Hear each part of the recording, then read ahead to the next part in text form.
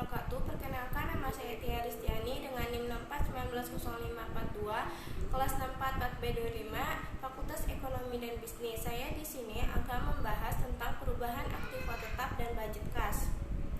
Budget perubahan aktiva tetap capital addition budget ialah budget yang merencanakan secara sistematik dan lebih terperinci tentang perubahan aktiva tetap dari waktu ke waktu selama periode tertentu yang akan datang. Adapun perubahan aktiva tetap tersebut antara lain meliputi A. Pembelian aktiva tetap baru seperti misalnya pembelian mesin untuk menambah mesin-mesin. B. Pembuatan aktiva tetap baru seperti misalnya membangun gedung baru untuk menambah gedung lama yang sudah ada dan sebagainya. C. Penambahan aktiva tetap yang lama dengan aktiva tetap yang baru atau dengan komponen-komponen aktiva tetap yang baru di mana tambahan aktiva tetap komponen yang baru tersebut menjadi satu bagian yang tak terpisahkan dengan aktiva tetap lama yang bersangkutan atau addition. D. Perbaikan berat betterment aktiva tetap lama yang sudah ada agar dapat berfungsi kembali dengan baik. E. Penjualan aktiva tetap yang lama yang mungkin disebabkan karena sudah habis umur ekonomisnya atau karena perusahaan kelebihan kapasitas dan sebagainya. F. Penurunan nilai aktiva tetap dalam bentuk depresiasi atau depreciation. Kegunaan perubahan aktiva tetap secara umum. Semua budget mempunyai 3 kegunaan pokok, yaitu sebagai pedoman kerja, alat manajemen untuk menciptakan koordinasi kerja dan melakukan evaluasi atau pengawasan kerja. Kegunaan secara khusus sebagai dasar untuk menyusun budget kas karena penambahan aktiva tetap akan memerlukan pengeluaran kas dan pengeluaran aktiva. Tetap akan mengakibatkan pemasukan kas. Data dan informasi untuk menyusun perubahan aktiva tetap. Yang pertama, rencana produksi yang tertuang dalam budget unit yang akan diproduksi. Yang kedua, rencana penjualan. Yang ketiga, kondisi aktiva tetap lama. Yang keempat, umur ekonomis aktiva tetap lama yang telah dimiliki perusahaan. Yang kelima, perkembangan dan kemajuan teknologi. Yang keenam, tersedianya modal yang dimiliki perusahaan. Ketujuh, metode depresiasi aktiva tetap yang dipakai. Bentuk budget perubahan aktiva tetap. Budget perubahan aktiva tetap sebagai salah satu pendukung neraca atau balance supporting budget harus cukup sistematik dan terperinci sehingga dapat berfungsi sebagai pedoman kerja, alat pengorganisasian kerja, dan alat evaluasi kerja. Faktor-faktor yang mempengaruhi penyusunan budget perubahan aktiva tetap. Agar suatu budget dapat berfungsi dengan baik, maka taksiran-taksiran yang termuat di dalamnya harus cukup akurat, sehingga tidak jauh berbeda dengan realisasinya nanti. Adapun faktor-faktor yang harus diperhatikan di dalam menyusun budget perubahan aktiva tetap antara lain: 1. Budget unit yang akan diproduksi, khususnya tentang jenis atau kualitas dan jumlah atau kuantitas barang yang akan diproduksi dari waktu ke waktu selama periode yang akan datang. Yang kedua, kondisi aktiva tetap lama yang sudah ada. Semakin baik kondisi aktiva tetap lama yang sudah ada akan cenderung untuk tidak mengadakan perubahan aktiva tetap. Ketiga, tersedianya modal yang dimiliki perusahaan. Modal yang cukup tersedia akan memungkinkan perusahaan untuk mengadakan penambahan aktiva tetap. Yang keempat, perkembangan teknologi, terutama yang berhubungan dengan mesin-mesin dan peralatan produksi. 5. Umur ekonomis aktiva tetap lama yang sudah ada. Semakin pendek umur ekonomi aktiva tetap yang dimiliki perusahaan, akan semakin cepat perusahaan mengadakan penggantian aktiva tetapnya. Metode depresiasi yang dipakai oleh perusahaan. Pengertian kas. Berikut ini terdapat beberapa pengertian tentang anggaran kas yang dikemukakan oleh para ahli. Di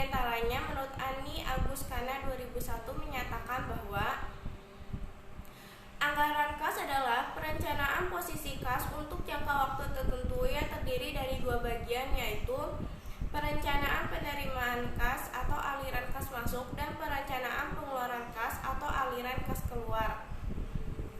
Sedangkan menurut Munandar tahun 2000 mendefinisikan pengertian anggaran kas sebagai berikut.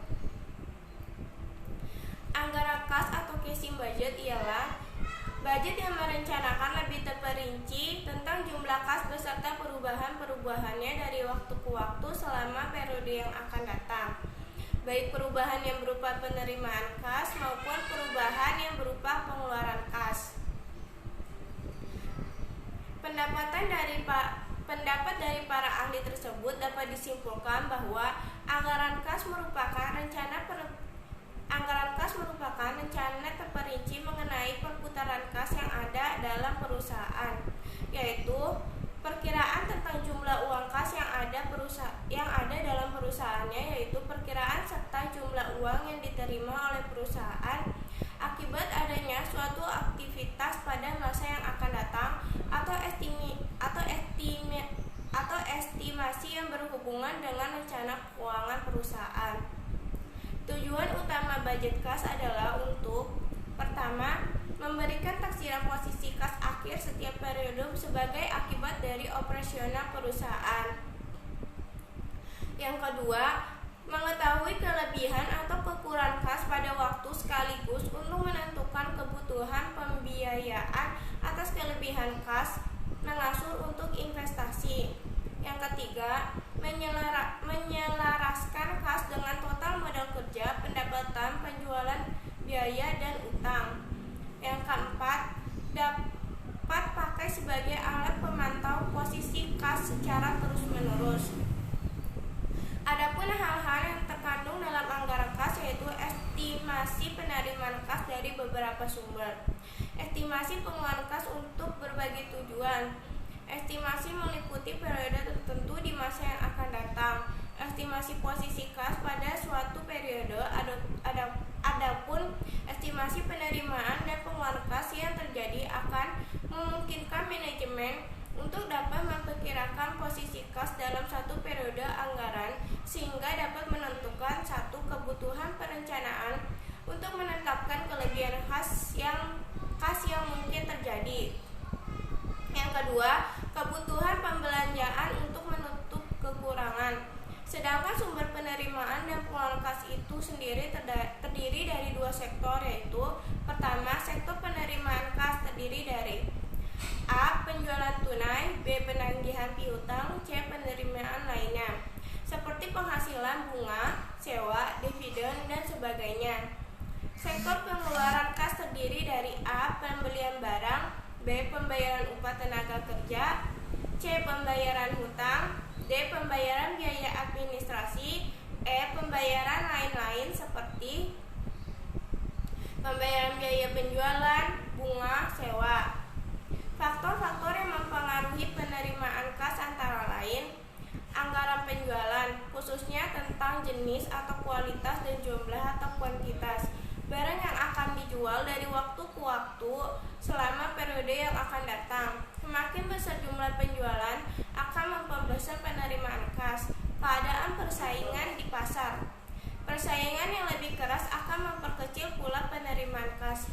Persaingan yang lebih lunak akan memungkinkan perusahaan memperbesar pula penerimaan kas. Posisi perusahaan dalam persaingan cukup kuat untuk memperbesar penerimaan cara pembayaran (term of payment) yang ditawarkan oleh perusahaan. Kebijaksanaan perusahaan dalam penagihan piutang. Penagihan piutang yang lebih aktif akan mempercepat penerimaan kas, sedangkan sebaliknya, penagihan piutang yang kurang aktif akan memperlambat penerimaan kas. Kegunaan anggaran kas menurut Gunawan Adi Saputro dalam bukunya Anggaran Kas menjelaskan tentang kegunaan penyusunan anggaran kas, yaitu untuk menentukan posisi kas dalam berbagai kurun waktu, untuk mempersiapkan keputusan tentang pembelanjaan, untuk memperkirakan kemungkinan terjadinya kelebihan dan kekurangan kas. Sebagai dasar kebijakan otorisasi dana yang telah disediakan menurut Syafruddin Alwi dalam bukunya Alat-alat analisis dalam pembelanjaan mengungkapkan secara umum penggunaan anggaran kas adalah dapat dipergunakan untuk mengantisipasi kebutuhan dana apakah defisit atau surplus, dapat dipergunakan untuk mencapai target atau mengukur keberhasilan, dapat dipergunakan sebagai alat untuk mengintegrasikan dan mengorganisasikan kegiatan. Berdasarkan uraian di atas, maka anggaran kas disusun untuk dapat mengendalikan uang kas agar tetap seimbang antara penerimaan dan pengeluaran kas yang terjadi serta untuk memperoleh laba dan menjamin likuiditas perusahaan. Adapun laba yang diperoleh suatu perusahaan merupakan selisih antara jumlah pendapatan dan jumlah biaya. Makin besar jumlah pendapatan dan makin kecil jumlah biaya, semakin besar laba yang diperoleh. Sedangkan likuiditas adalah ukuran mengenai kemampuan suatu perusahaan atau badan usaha dalam memenuhi kewajiban-kewajiban pembayaran atas tagihan-tagihan yang ada.